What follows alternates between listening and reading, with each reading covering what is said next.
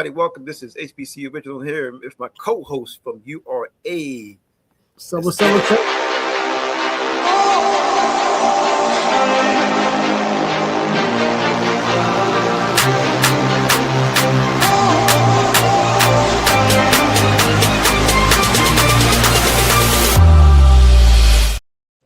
Hey, Alonzo, man, welcome back, man. We want to also give a shout out to one of our sponsors for the day. Today's show is sponsored by Swift Pro for all your marketing needs. Want to be a sponsor? It's simple. Just email us for more info. Now back to the show. Hey, and for those who want to continue to stay tuned to HBCU and all of our different platforms, check us out. Hey, check out the YouTube channel for all our latest video content. Need more news? Well, we have an online magazine.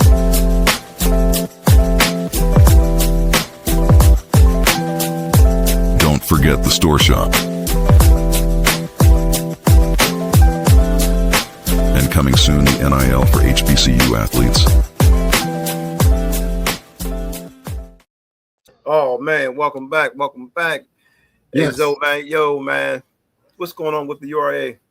Hey man, we just doing great things, man. We right on top of your heels, man, producing our merch and our NIL for our athletes, man. And you know, that's about all we've been doing, just shooting youth sports and just having a good time over here. Hey man, we want to, listen, you reached out to me, man. So we got a fabulous guest tonight, Kevin Richardson. Tell me about this brother, man. Man, I've been knowing Kevin Richardson, man, for some time, man, and fellow graphic designer, man, fellow artist that I met years ago, man, and we just had a good relationship, man, just grew over time. And he hit me up, man, and found out he was a black golf pro, man. And I was like, man, tell me a little bit more, man, right up in the DC area, in the Laurel area. And I went to one of his events, man, that he was throwing, and it was like a barbecue, man. It was a range night. It was at Langston Golf. And he had some students there, man, teaching them how to do golf, man. It was a fun time, man. And I was like, yo, we got to get you on here, man. We got to let people know about this community, man, and just golfing in general. Yeah, I'm going to check him out. Let's go ahead and play a clip.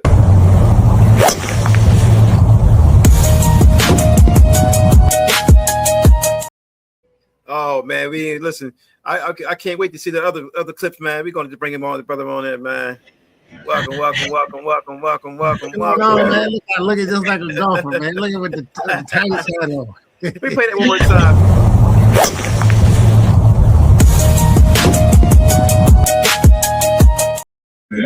Ring to it, man. Hold on.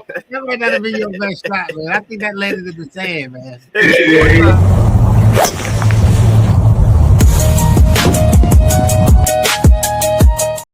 Oh, man, you pulled the wrong shot, man. You pulled the wrong shot, dog. All right, man. You can't introduce him like that. Come on. Yeah, no. Hey, listen, it's always good to have adversity, man, because we're gonna bring that real good stuff back in a minute. Okay, all right, bet. But listen, man, welcome to the show, man. We appreciate you coming on, and your time is valuable, man. When Alonzo asked me, said, listen, man, we got a brother, man, that he met. He went down to one of the tournaments and said he met a brother, man, that could golf better than Tiger Woods. I said, man, he ain't better than no Tiger Woods. Now, come on, now. I'm good. Ain't that good? Oh man, so it's for everybody who doesn't know, Mr. Richardson. Tell them who you are, what you do. I am Kevin Richardson. Alonzo said earlier, I'm a former or retired graphic designer turned golf pro and a golf teaching pro, actually. And it's one of those things where it was like the perfect love for me. I mean, it's like coming out of retirement, off retirement, like what am I going to get into? What do I want to do? I mean, what can I see myself getting out of bed every day for? And man, it just fell right in my lap. And this is what I love doing, teaching golf, especially in the African American community, man. I mean, it's something that we've been longing to have, and it's like the more I could get in terms of our folks into the sport, it's like everybody's like, I've been wanting to do this for a long time, And I'm like, hey, come, let's talk. Let's come holler at your boy. Let's get it going. Yeah. So. Man. Yeah. Let me tell you something. You see that swing, and you heard the ball crack. Yeah, that thing, man, was so sweet. That's right. Hey, one of my things I was always confused. Tell me what the USGTF stands for and what that means. Sure. It's the United States Golf Teaching Federation, and it's a certification. It's not a subset of the PGA. It's a separate entity, and I think that they're changing that from USGTF to WGTF, the World Golf Teaching Federation, because it's all over the world. They got, I think it's like 131 countries, or something like that.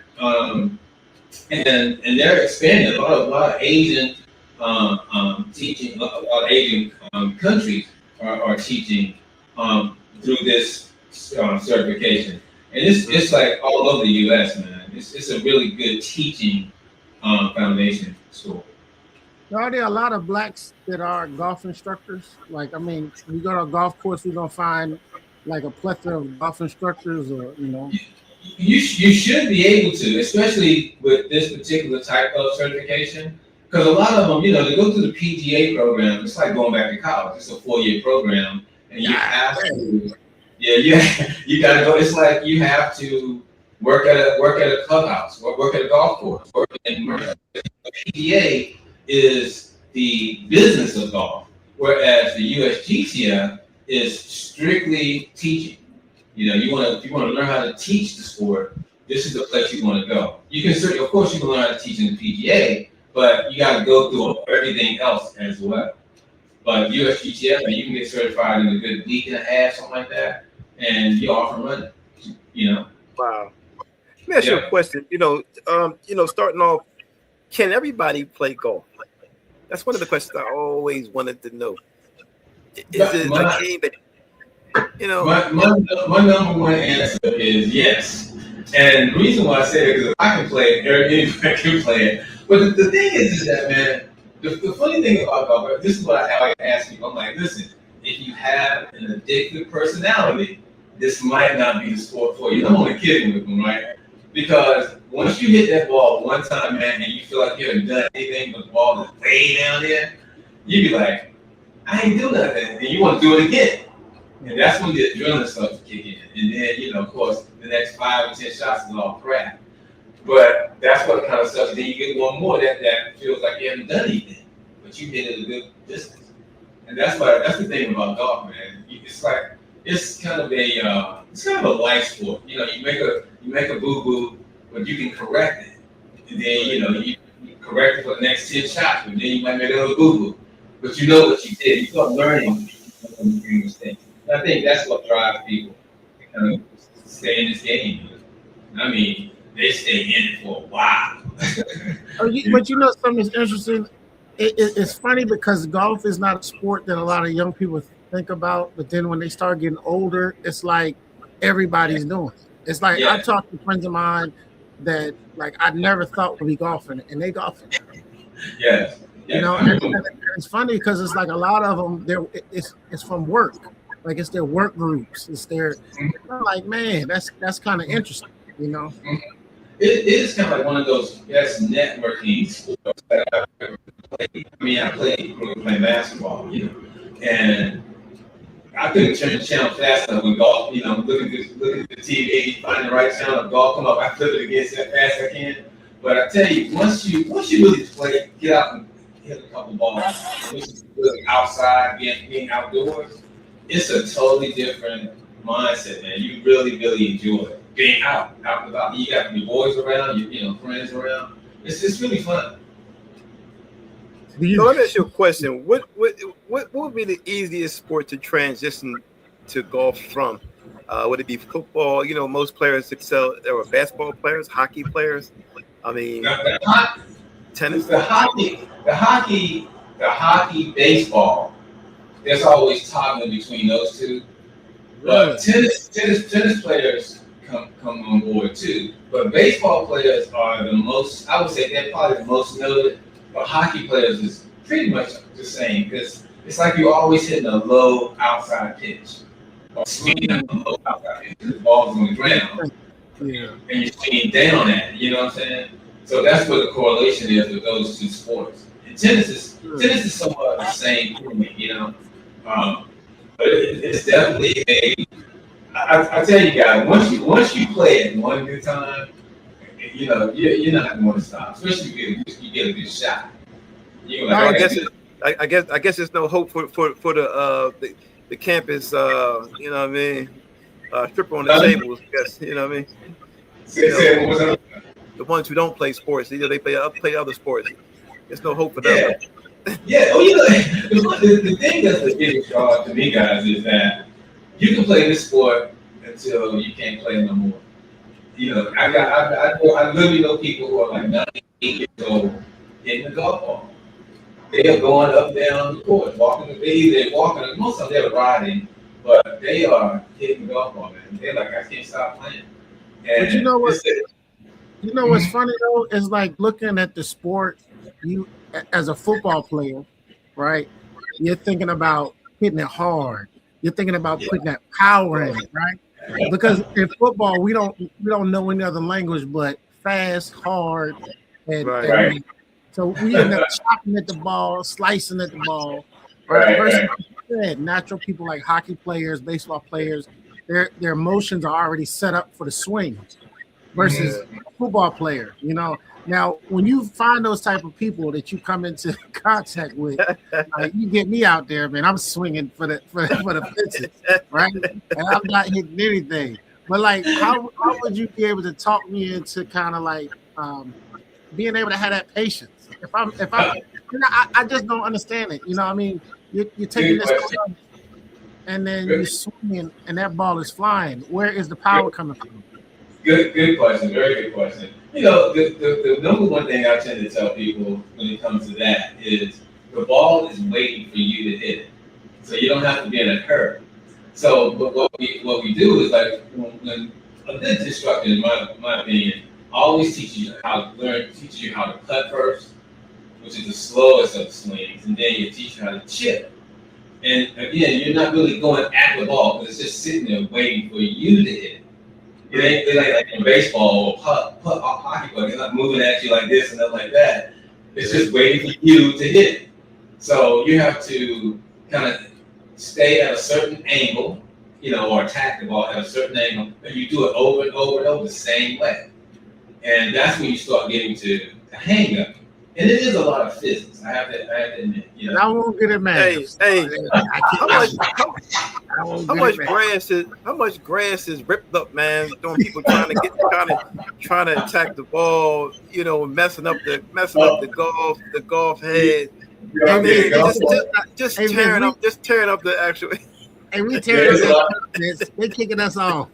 I always say, man, how much money, like, you know, because that grass is expensive, correct? Yes. Well, you have to think about it now. This is the earth. We got plenty of earth out here, right? You ain't got to worry about that. But I have to. But you ain't got plenty of golf grass now. I'll admit there are plenty of grave sites out here. You know, but that's the whole thing about it. You know, it'll grow back. It's always going to replenish itself in a matter of a week or something like that. And you just keep going at it, man. You know. One of the questions I wanted to ask you, you know, when you find a student that really has potential and you think they can cross over to the next level, let me play a clip first.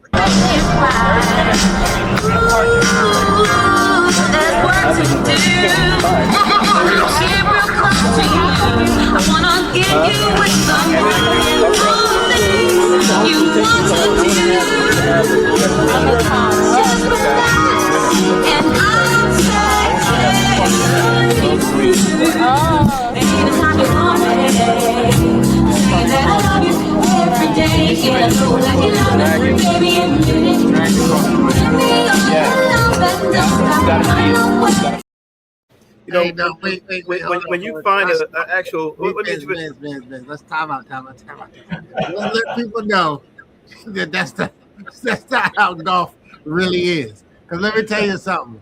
When I went to that event, bro, they had music, they had oysters, they had all type of food, bro. The music was jamming, man. So I don't want nobody to look at this and be like, "Oh, that's how it's gonna be if I sign up with." Hey,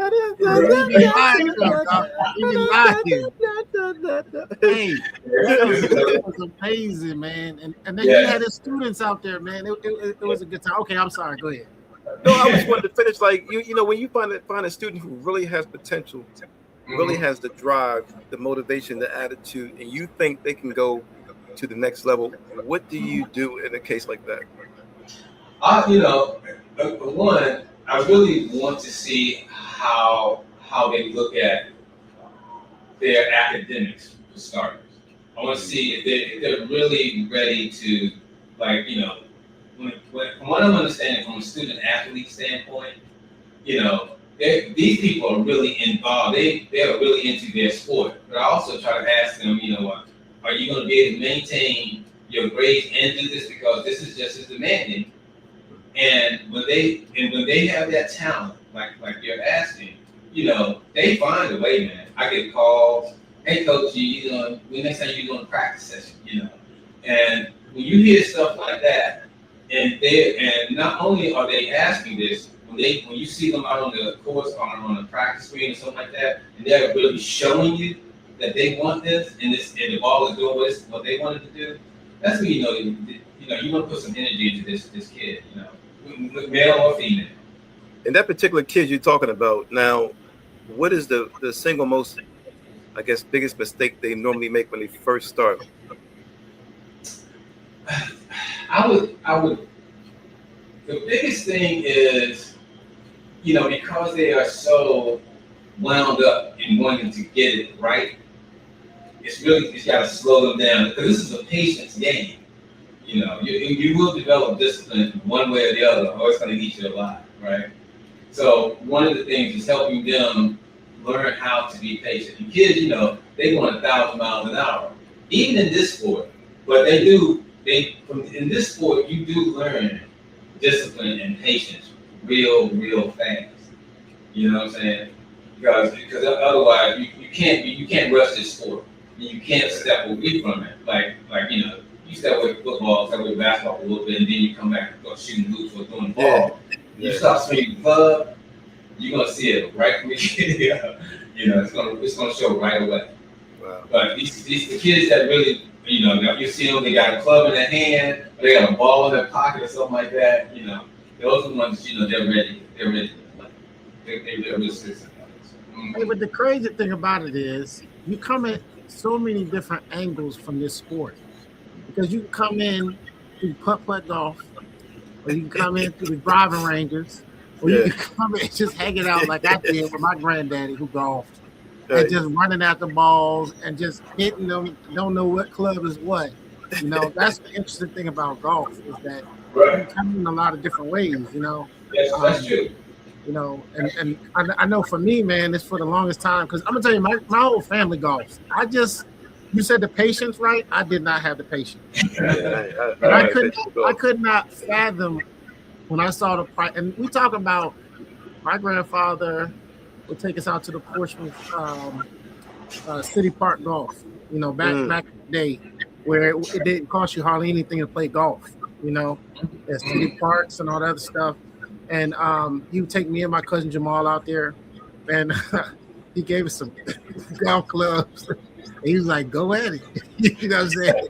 And I'm just thinking, you aim your body, you point, and you hit. Nothing about the physics of it, the slicing, nothing about it. You know, so I just I'm like you. I didn't have the patience. You know, but you're right, because it's like you gotta have a mindset to really want to learn the sport. You can pick up a basketball and shoot, and you can pick up a football and throw, but you can't just pick up a golf club. You can't. And just be good. You know what I'm saying? But you know, you got Alonzo. You know that mental part from basketball, football. They're gonna translate over. Man, I know what I'm doing. I got it. And I guess if you come with confidence already, you know, Kevin, does that translate? Oh my God, yes it does, man. Yes it does. It really does. You know, and that's the thing. One of the things I talk to my students about is that you can't use negatives. You can't say can't, I don't, you know, I can't do it or something. You can't do anything like that because you can. And it's like that, you know, I kind of do play on words like that, you know. It's like, hey, leave all that negative stuff right here because the sport is alone is going to really get to you if you let it. So you don't need to bring no negativity about it. Just bring the come and say you can do this. You just haven't done it yet. That's all. You know, once they do it, man, they be like, gosh, I never thought I'd hit a ball like that. I'm like, hey, it's never been put in front of you in order to do it. But everybody's got that capability, man. I'm telling you, I've seen some uggies and stuff, ugly shots, but I've seen some people just rise above all that and they're like, they're gonna get this. And they get it. The competition now, y'all be like gibbering and going back and forth. Talking trash. Y'all be going I know, man, I'll be out there. I'm gonna talk trash. I'm gonna talk trash. That's talking trash, you know. Man, you know, some of the guys I used to play with, man, some of the other pros and stuff, they'll walk and say you got a putt, right? You got a 3-foot putt, you know, 3 feet. And they'll come and drop $1 by the hole, right? They say, you know, $1 you missing, right? You don't miss that putt, man, because you're not focused on you trying to get that $1 and you get all about it. Man, these guys are brutal, bro. These other pros, man, we go out there, we play. So much smack talking, man. I mean, you know. Y'all out there gambling, shooting dice too, man. Let me find out, man. Oh my God, yeah, man. They just talk smack all day long, man. You know, and knowing that you're playing these 9 holes, you know, 18 holes total, but you know, first 9 holes is worth maybe $20, something like that. You know, they just throw numbers out there, $5, just something small, just for you know, for the fun of it. Or whoever wins loses buys a beer or something like that. You know, it's that kind of stuff that we all put out there in front of us. It's nothing like the challenge. You know, golf itself is enough of a challenge. But then you got people talking smack, throwing things out there at you, like you know you can do it. And then, you know, you lose that focus for a minute, they got you. You know, and they rub it in well too, bro. They rub it in really well. You know, one of my biggest questions, you know, I was talking to Alonzo. I said, man, you know, how expensive is this thing, man? I mean, can the average person really afford to play golf for a year? Is it something that keeps diversity because it costs so much or costs? I mean, is there something, you know, you can elaborate on? I've seen such a large influx of Black people playing golf. It is absolutely amazing. And I say that because, you know, I don't know what the club scene is now. Like we were coming up, you know, doing the club thing, all that kind of stuff. You know, clubs can be expensive too. But when you're talking about this kind of thing where you're actually participating and you're around, it's a heavy social event. Alonzo can tell you, it's a heavily social event when you're around something like what we went through. But being out on the course, playing with people that you know, man, you care about them, everybody, you know, everybody's there for one good reason, is to have a good time and talk smack. And the price don't really become an issue. It really doesn't. I mean, people they know they're going for an experience, and the experience don't have no price that much for real. You know, from what I've seen, especially in this sport, you know, they gonna play. Oh, how much is it? $95 this time? Oh man. Okay, well I guess I can't do what you call next week, but I'm on okay. Now see, Alonzo, and look, Alonzo can contest to that. I know you said how much the price of a club costs, because he used to go down to Hammerjacks every night. And shout out to Hammerjacks, man, Baltimore City, man. You know, hey man, it is what it is. It's straight to football. It's straight to football practice. You know what I mean? So. Look, I ain't gonna lie to you. You don't want me to talk with you, brother, because I'm telling you, I'm tracking every ball, and if they get lost, I'm going and getting them. I'm that guy. I'm not losing no ball. I'm gonna jump in the water. I'm gonna get my ball because I saw the prices when we went. I saw the price of the balls. Hey, every ball when I come back, I'm gonna have the same amount of balls. And I'm gonna have yours too. How much were the balls, Alonzo?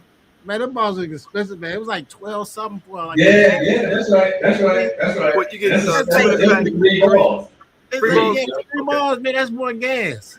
Now, how much for a set, Kevin? For a real good set, for a beginner. Yeah, or for a beginner, you know, Yes. you can find golf balls for like $20, man. $25 max. Hey, they got thrift shop balls. No, well, you can always find that. Yeah. And look, Yeah. and with the thrift shop balls, can I still do good? Yeah. Now you're my name. I want thrift shop clubs. I want thrift shop balls. I want thrift shop. And for our bootleggers out there, man. Hey, Kevin, for bootleggers want to know, can they kind of spike the club? Can they put a little extra, you know what I mean, something on there? Well, the funny thing about it, there is this thing called lead tape that you can put on your club to make it heavier. But it can throw your swing off too, so you gotta be very careful and mindful how you put it on, right? But the funny thing, getting back to the balls, this is how interesting it is, guys. I have played courses where there are little kids that sit on certain holes or around certain holes. They got buckets. And they got buckets of balls. And they'll sell you balls for like 50 cents to $1, man, and you'll buy it. Entrepreneurship. Yes. You know what's funny, man? I had a chance to visit the actual PGA championship right here in the backyard in Devon, PA, right outside of Philadelphia. So, and that just happened recently, about a month ago. And it was just to see, man, how crazy the atmosphere. This thing, man. Crazy. I thought I was at a championship, like a Super Bowl. Really? They had horn and bells and paint on their face. Yeah. And then you had the English. They was out there arguing with the Americans. You know, it was wild. Hey, I'm a top that a little. So I was stationed at Fort Gordon, it's now Fort Eisenhower in Augusta, right? And I was telling Kevin and them that the golf course that was done for the Masters, which is up the street, was done on Fort Gordon, the same designer, right? Wow. And when I tell you, like when the Masters come around, everybody leaves town. They shut down everything, the schools for 2 weeks, everything. That's their spring break and stuff like that. And when I tell you, people be coming in there, them old ladies be looking for them young men, and them young men, them older men be looking for young women, and they have all. And people be having house parties, and like you can rent your house out as like a contract home, and the atmosphere is like unbelievable. And people just think that it's this quiet game. Everybody's conservative. No, man. It is a party. The Masters is a party. So like you said about that, when you went down, they had the English down there. It's like that at the Masters, dog. Hey, I can't wait to get my house on a contract. Hey, you said you were down there on the base down there, Alonzo. And Kevin, have you guys ever experienced like a drunk golfer, man? Yes. Oh. Hey, look, I'm not gonna. I know I might be telling on some people. I'm not gonna put no names out there, but I know some military folks, man. I know some military folks, and for real, like because the golf course was right there, like right after work, they be brewed up, have they stuff ready, and they get out. Look, we supposed to be getting out at 5. They leaving at 2.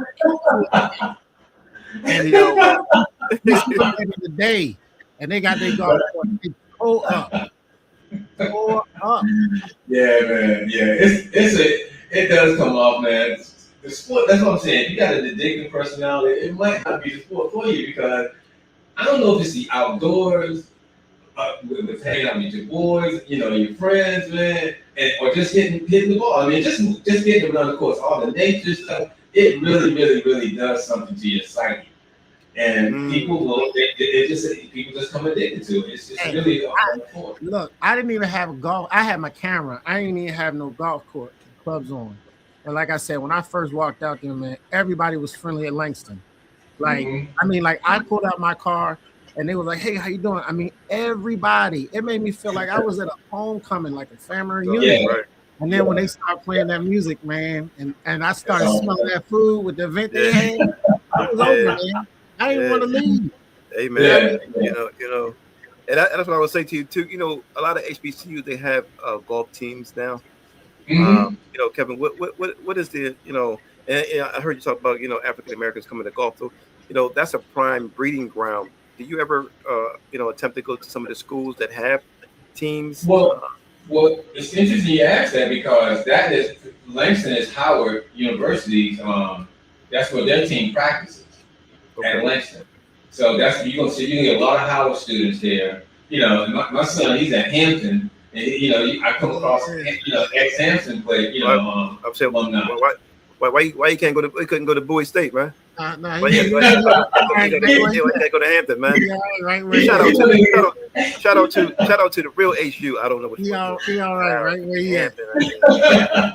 Yeah, you know the kids want to get away from the parents as fast as they can. Oh yeah, 100%, man. He made that move, but it is so. I mean, you get a lot of people from Bowie State coming there. You know, a lot of your HBCU because I won't say this because it's Howard, but Howard does a lot of Howardites do come out there, and that's where they play. That's where they practice. So you're gonna get that crowd, and it's just with the group that was heading this particular thing. That I kind of was a part of. Man, it's just ongoing action. Nonstop action this whole summer. It's gonna be. It was like I think the last time. The time we were there, it had to be like around 400 to 500 people. Yeah, it was a lot of people. Wow. Yeah, before that, it was like 600, 700. Hey, is it free for college students, or they have any free programs, or no? That's something that I gotta ask because what it is that I think you go online through eBite, I believe, something like that. But like the group that I kind of got to know, I just came in with a couple of clients, and I'm like showing them, and actually a couple of my clients told me about it for the first time. When I went, man, I was hooked. It was an easy 300 people then. It was a lot. It was a lot. That's a lot of people, but yeah. But let's start off because I think we don't do it any justice if you explain to everybody the history of Langston and why that place is so important for us to protect. Yeah, the reason this is where all your black players could play. I'm talking like Joe Louis. I don't know if Muhammad came to that. I think he has been there, but people like golly, man, Althea Gibson. They played at this course. All of these greats have come to play at this course. So this is the only course they could play at. Sam, what's my man name? Guys, I can't think of his name. He's a cigar. He's the first black to get into the PGA tournaments and stuff. I can't think of his name. That's crazy. But Charlie Sipper used to play. That was like there's a statue of him right there on used to be on campus. This is crazy. I should know. Right? Yeah. So I mean, it was just safe haven. And that's Black history right there in DC. And the thing is that it's owned by the Department of Interior. And this is kind of one of the reasons why I think 47 can't really touch it because they're like really trying to keep that an historical preserve. Yeah, man. Yeah, it could use I think of course it could use some new upgrades a little bit like that, but once that does happen, it's gonna be off. It's gonna be even worse. I mean, it's like so many white patrons now there because DC is diversified quite a bit now. But again, it's still predominantly black, man. We can't let them gentrify the golf course, man. We can't let it's tough, but it's a very good place to get on very easily, and that's another draw. Right. And it's like one of the three in DC. You got East Potomac, which is down by the waterfront. Yeah. You got Langston, which is the next thing, and then you have Rock Creek, which is upper northwest, 16th Street. If you're familiar with that area, and that's why I was a head pro at that facility. But that's the one that's shutting down a little bit, and I think they may close that one. But Langston is the premier course in DC, man. Although they go to East Potomac, there's a lot of play down there, but the way they're pushing this whole social thing down at Langston, we don't have a problem with having that spot for ourselves. But it's a packed house every time. Every time. So, a question I wanted to ask you both guys before you I apologize. I want to ask you guys, how has technology helped You both, because you both been to the events, and more so, Kevin. How has technology helped with golf? Has AI been intertwined any kind of way? Excellent question. Excellent question. And I'll tell you, if you've ever been to Top Golf, Yes. and you have your monitor to tell you how far you hit the ball, they have them there. Right there at the driving range. At the driving range. Okay, Alonzo, you been to the one? I haven't been yet. I got to make a trip to get down there. Oh, you definitely got to go, man. You definitely got to come. I was surprised when I saw it because I was like, wait a minute, hold on. Mm-hmm. And they had the little sensors that was out down in the thing, and every time somebody was hitting, it was showing every hit, how far it was going, where it ended up. So I thought that was kind of cool. So you ain't just out there just swinging and hitting and not knowing where it's going. It's saying, boom, you hit it 200 yards. You hit it. So are you hitting a ball, a real ball? Yes. Yes. They got all the sensors out there to catch. And the funny part is, what impressed me the most was it's in a lane. That's right. It's like, even if I hit it off to the right, it's still picking up my ball. Yeah, that's right. It's not the one person next to me hits, picking up their ball. You hit, it's picking up your ball. It's not a bunch of confusion. Yeah. It's interesting. It's interesting that, just to piggyback off what he's saying as well, like the balls they get, like Callaway, Top Flight, TaylorMade, Titleist, they all have this Doppler technology in these balls now. Whereas that helps out as well, as Alonzo was saying, how they can track these balls coming from that particular stall, that particular tee box. Yeah, that's why they $12 for 3 balls. My ball, they would have tracked my ball. That 12, hey, look, that $12 ball might get somebody jammed up. Hey, you told me you was down so and so playing. That golf ball was dead in New Jersey. They slick with it. Hey, I need my balls now, man. I can't have that. They got a tracker on the ball, man. Come on, man. The technology there, man. It's there. And you see how slick that was? Yeah. I mean, look, $12 for a pack of 3. Come on, man. Yeah, man. And a big thing too. Can you explain to the listeners and viewers out there, because a lot of people don't know, how is golf played? They know basketball, they know football, they know tennis, but golf is one that really eludes people. Okay, well, it's super duper simple. That's a bit. It's funny when people talk about, I'm gonna take up golf. I want to learn how to play golf. And I'm always saying you want to learn the golf swing first. That's basically what you want to do. Because the game is that simple. I can teach you how to play golf 15 minutes, or 15 minutes or less. Bottom line is, you got 18 holes, or you can play 9 holes, right? So you add it up. And you have a par 3, a par 4, or a par 5. And all that means is you have to get the ball in the hole. If it's a par 3, you got to get it in 3 strokes. If it's a par 4, you got to get in the hole in 4 strokes. If it's par 5, of course, it's 5 strokes. So the thing is that you hit it off the tee. You're always hitting off the tee first, right? And then if it's a par 3, you're hitting it off the tee onto the green, because you really just want to get on in one shot when you're playing a par 3. And a par 4 and a par 5, you generally want to get on in either 2 shots or 3. Okay, because in the end game, you want to have 2 putts. Okay, you always want to have 2 putts. So in a par 3, you hit your ball off the tee, onto the green, boom. Now you got 2 chances to get that ball in the hole. Okay, if you go over those 3, those are called bogeys, and that's when you start adding up. That's when the score gets higher. You don't want that. Everybody hate that.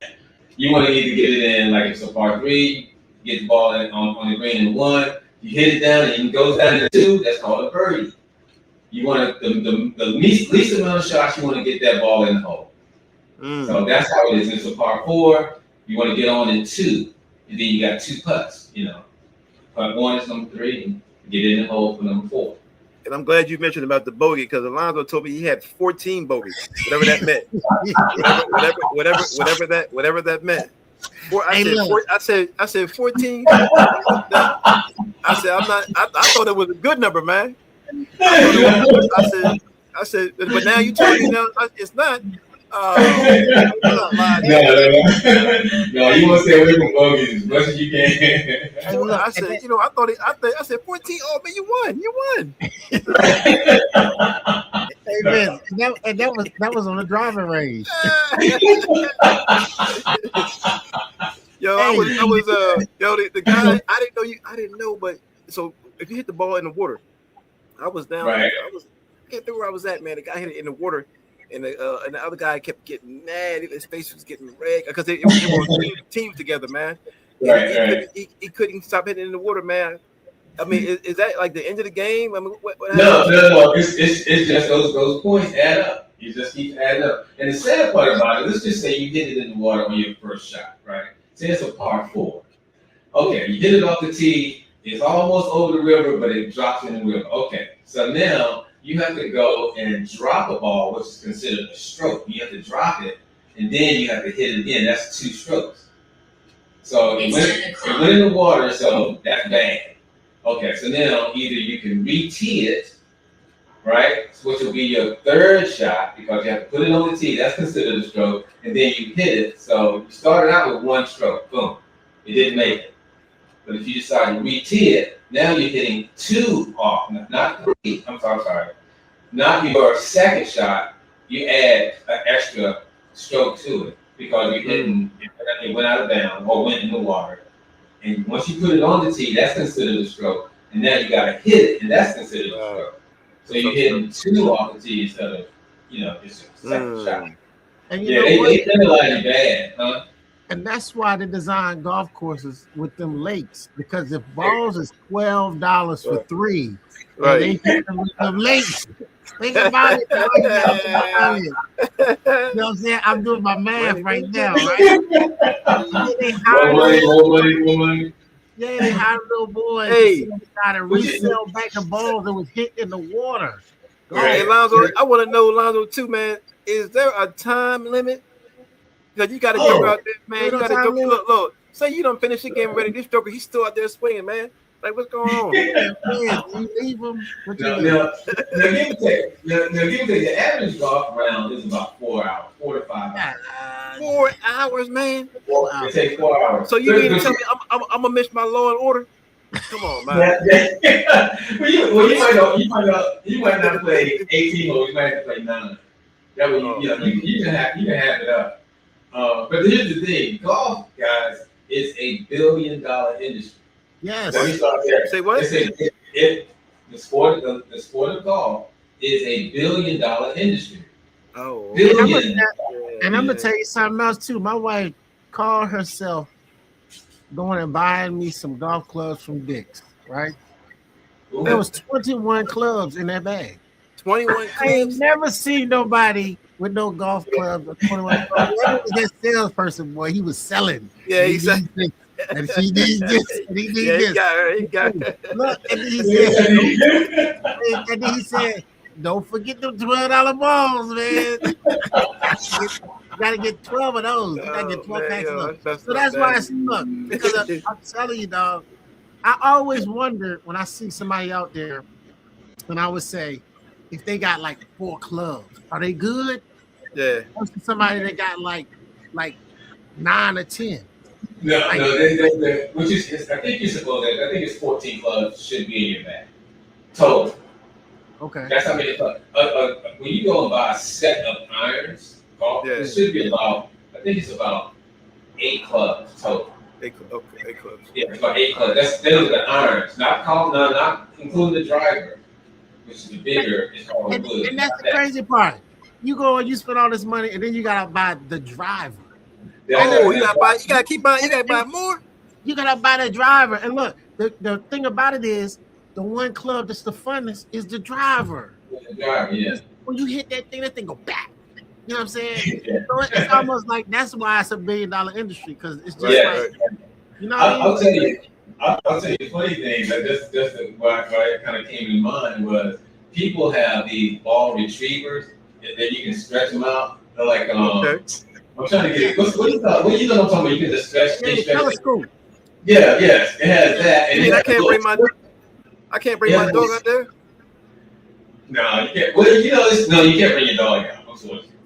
But the thing is that you got that thing there, which is about $25 to $30 just to get that, because you can reach those balls. You got the water. Come on, you man. Can take all out of that. Hey, I got a question for you, Kelvin. Let's talk about culture. All right, golf and culture.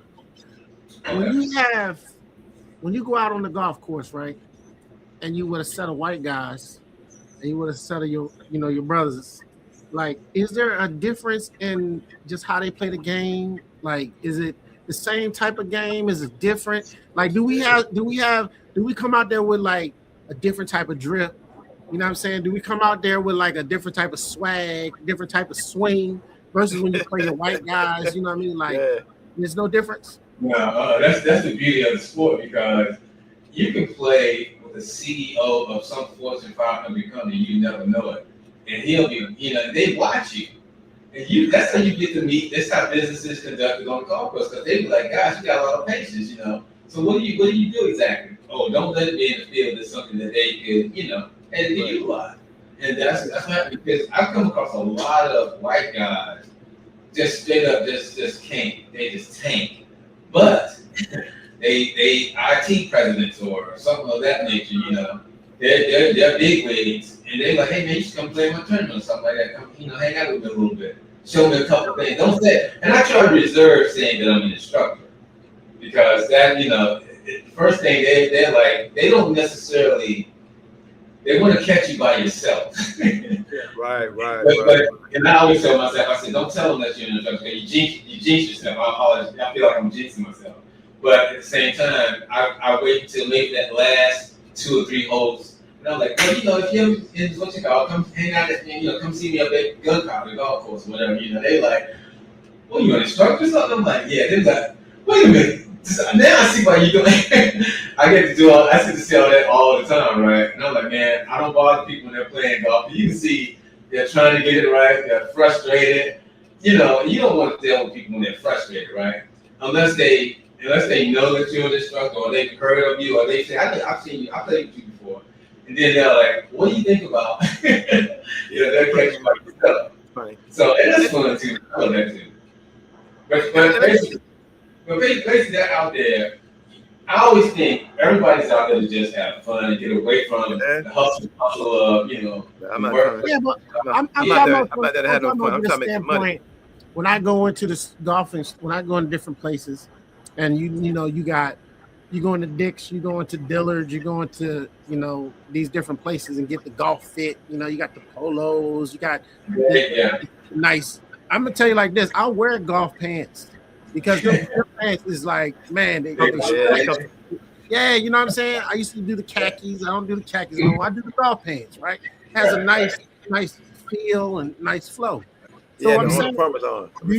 if a dude came out there with a tie-dye t-shirt on and some ripped up cargo pants and stuff like that, with his hair not done, like does he fit with the group? When everybody else is all proper and got their hat on, they looking clean, and then this guy come in here. And he don't even have no golf shoes on. He wearing Chuck Taylor. Man. Yeah, how is that culture mixed? Well, I'm glad that's a really good point, because the whole thing about golf, and everybody knows about the sport itself, you always have to have a collared shirt. Oh, I didn't know that. Okay, I didn't know that. Okay. See, that's and that's why you always see golfers wearing polos. Okay. You know what I'm saying? Anything with the collar. I wear like the one I had that day. I think it was a t-shirt, and that's just because that was all recreation, or socialization. But on most courses, I have like mock turtlenecks. Okay. Like they come all the way up. They come like maybe halfway, and it's a collar, and you can play with that. It's a t-shirt. It looks like a t-shirt, but it's a mock turtleneck t-shirt. So you get fined if you don't wear if you don't wear a collared shirt. Oh, I didn't know that. That's right. No, you won't get fined. They just won't let you play. That's how strict. So I can look golf down. I can look golf down and everything, walking in my bag, and they'll say, "Sir, you can't golf today because you ain't got a collar." You get a collar shirt. Wow. So I can't. I got a FUBU collar shirt. Can I wear that?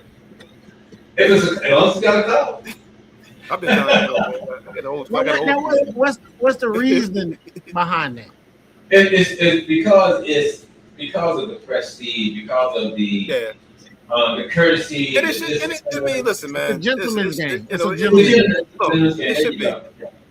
It should be a certain way, man. You go to, I mean, just like you go to any other thing. I mean, you got, certain attire sometimes, man. You know what I mean? I mean, these cats back in the day, they used to wear suits. They would wear. Oh, yeah, that's crazy. Yeah, that's crazy. Man. I mean, but the game isn't like it is now. But it was classy back in the day, though. I mean, you wear, as opposed to wearing a suit, you might take your jacket off because you need mobility. But man, these people are playing in wing tips. But of course, the wing tips got spice on them now. But then they are dressed to the nines. I mean, bow tie. You have to wear spikes. If I wore tennis shoes, I couldn't golf. The reason why you want to wear spikes is because your foot will slip if you're not grounded well. And it's kind of like football. You want to with that kind of grip because it's still an athletic sport. Right. It might not look like it is, but Tiger did a lot of this, man.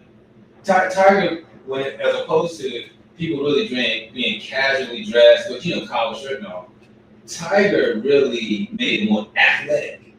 Yeah, so that's why you see more athletic looking people now, and we're playing golf. Then you see your short Bermuda shorts. You still see your polos, your caps, all this kind of stuff. But he made it more athletic, but it's still classy. That's your question too. Back in the day. I wanted. You mentioned Tiger Woods. You mentioned Tiger Woods. Now, who is your favorite PGA and LPGA player? Oh, mine. I mean, you can't throw Tiger away like that. Tiger is the GOAT. He's literally the GOAT. He's just flat out is. I mean, right now my guy is Rory McIlroy. Okay, I like Roy. I know Roy. Yeah, he's just straight up mechanically sound. He looks like a machine. He's the closest thing to Tiger to me, in terms of a machine. He looks like you just put him in place, put the club in his hand. You can put the ball where you want it to go. I mean, his name it rings out, man. His name rings out. Now, what about the LPGA? Oh, the LPGA, Nelly Korda. She is like she's kind of like the Rory of the LPGA. Very mechanically sound. I mean, just a really, she can really tell you this is what a golf swing should look like, just like this right here. And I mean, she hits it on the numbers, man. But here's the funny thing, though, guys.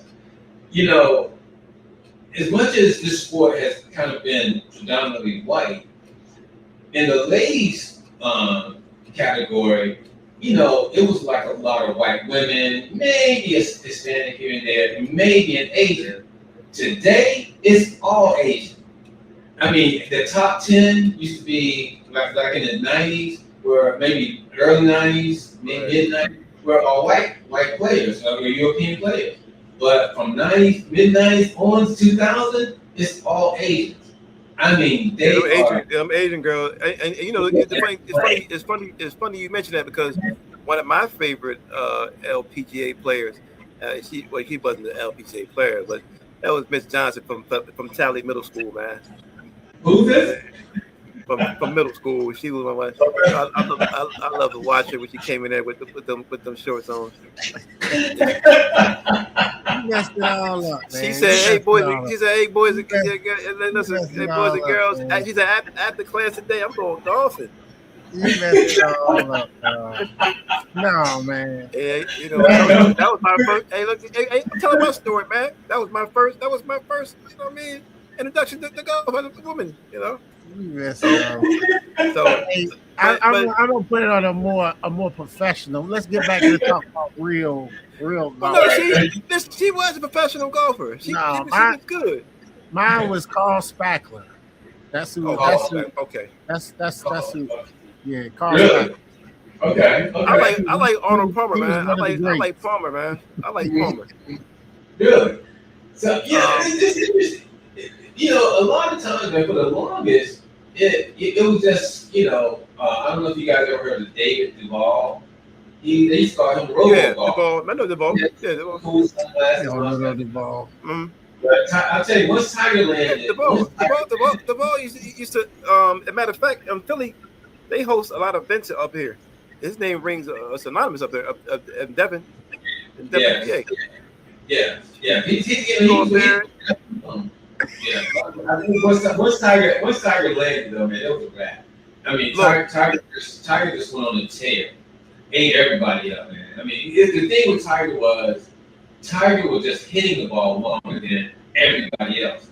Where everybody had to use a 7-iron, which is a longer iron, Tiger was using like a pitching wedge or a wedge to the greens. That's how he was beating people like 15, 16 strokes ahead. He was that far ahead. And it was just to a point where they're like, man, I'm just gonna prove I'm trying. They playing for second because they already know who's gonna get first place. Period. But let me ask you his father could have been a pro too, right? Couldn't his father been a pro? His father was really good too, wasn't he? I thought it was the friend of his father. His father was really good too. He was good. He was good. He's a regular player, but he just cultivated. Plus, he's a military guy, so he got to put a lot of that military stuff into his son's life, and he created a monster, man. I'm telling you, man, that dude was just. But this is the sad ending story. Sad ending story. He was so close to breaking Jack Nicholson's record at a young age, but he let the women get in his head, man. And if his dad was around, he just been focused on golf, he would have been and destroyed that record.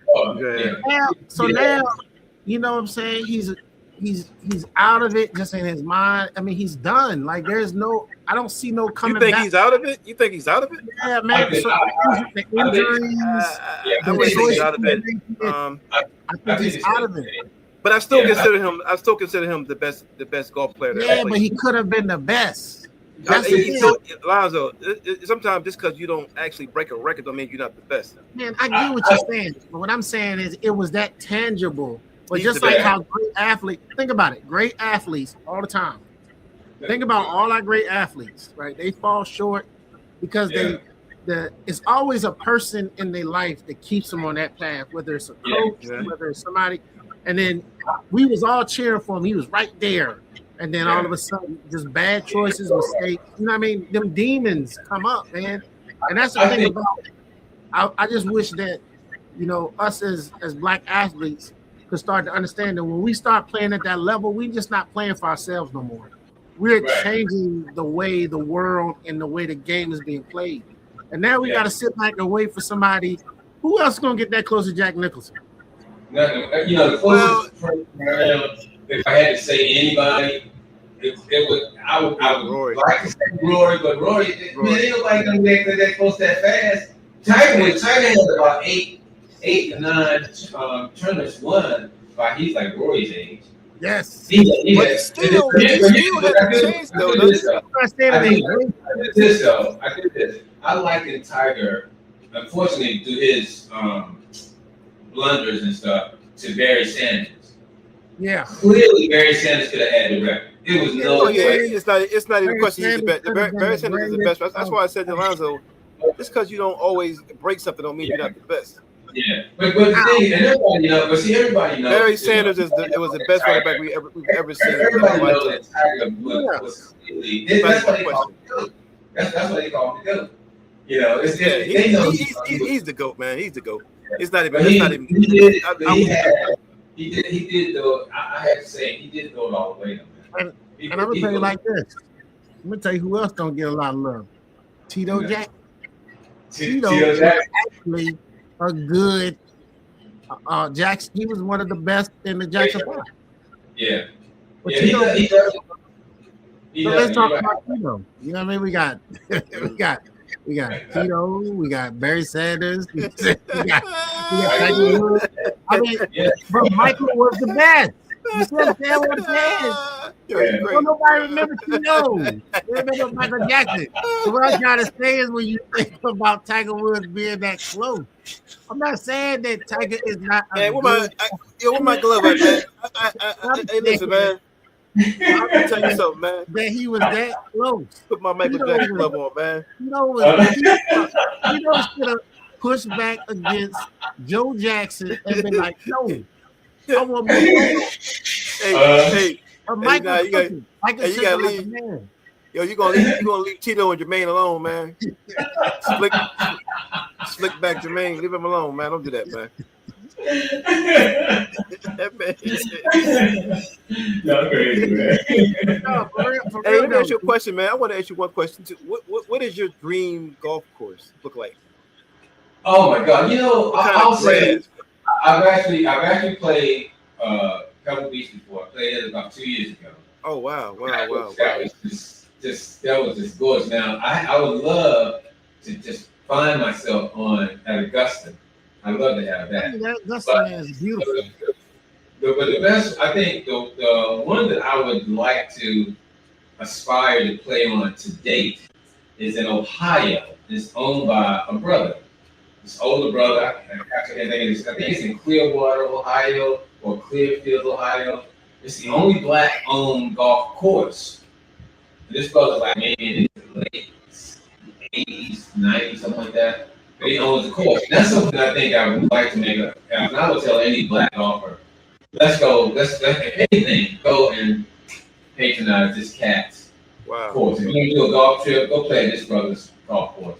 Because everybody's played that. I mean, everybody. Tiger, all the cats have made a debut just to go play at that course.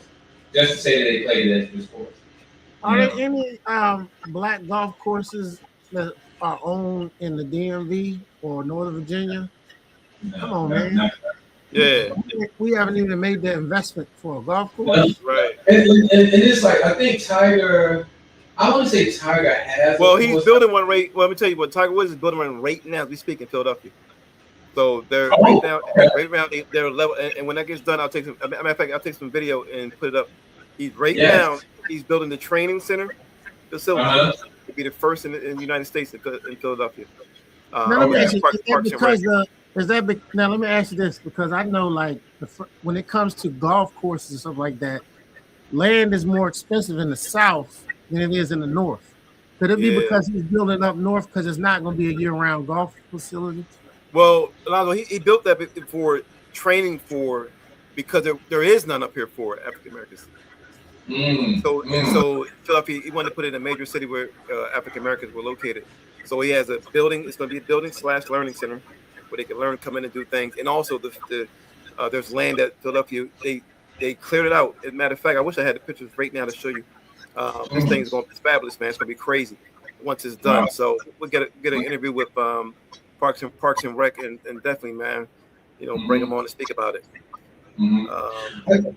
Let me ask you a fun thing, man. This is a trivia thing. Would you rather walk or ride in the golf cart on the 18 hole? It depends on the course. It depends on the course, because a lot of courses have very nice scenic views.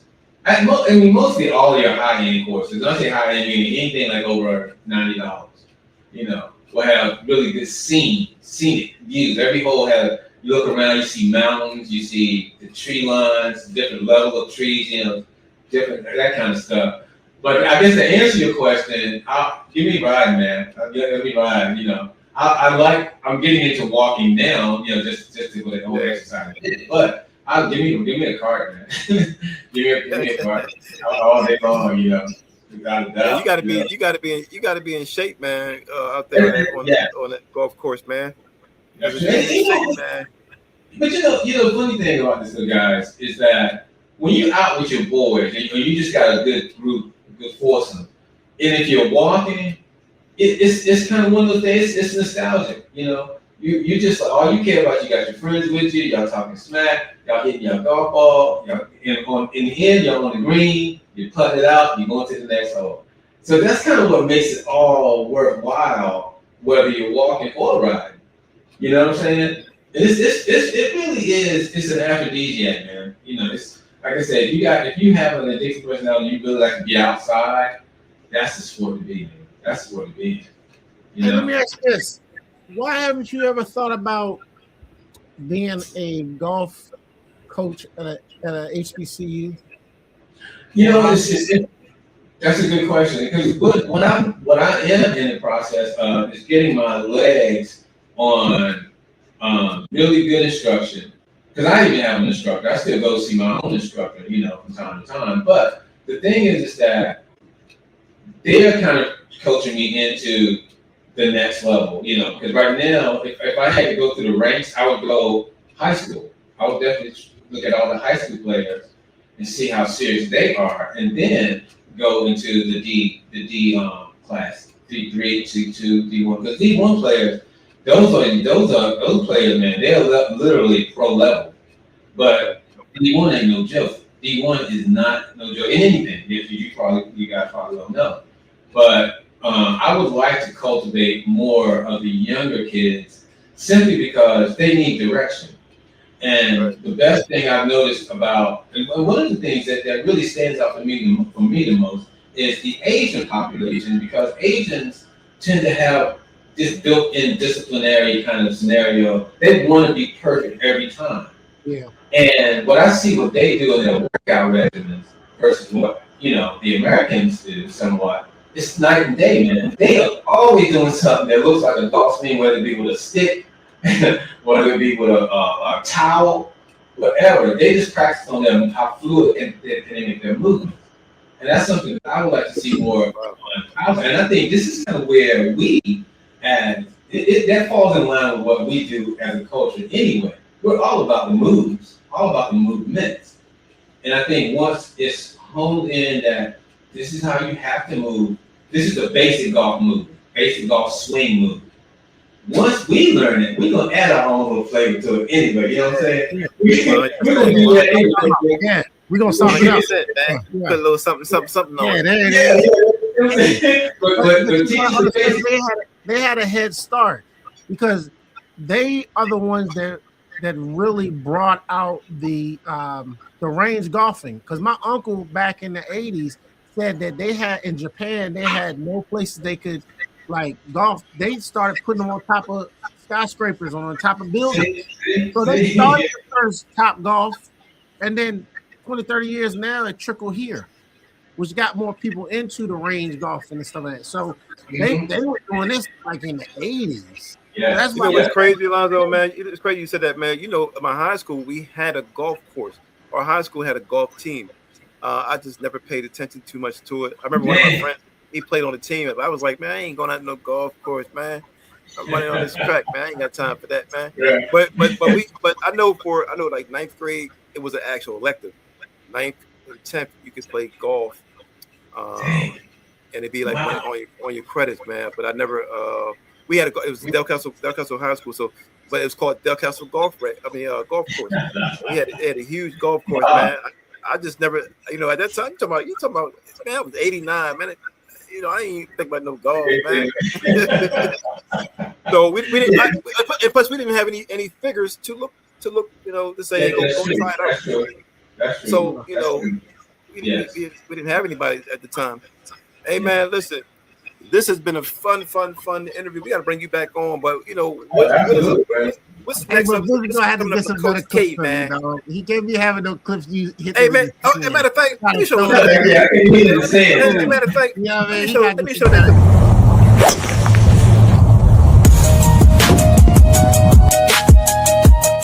You know what I'm saying? Hey, come on, y'all. How you gonna say him on the podcast like that? At least he ain't tearing that thing up, man. But that sound, listen to that sound again. That thing is real quick.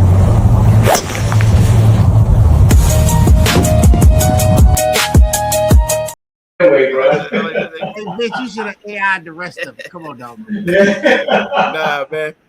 But not. I mean, but all fun and well. We definitely want to bring you back on because we're going to bring maybe some students on as well next time when you come back on to speak and give testimony of how you help each of them.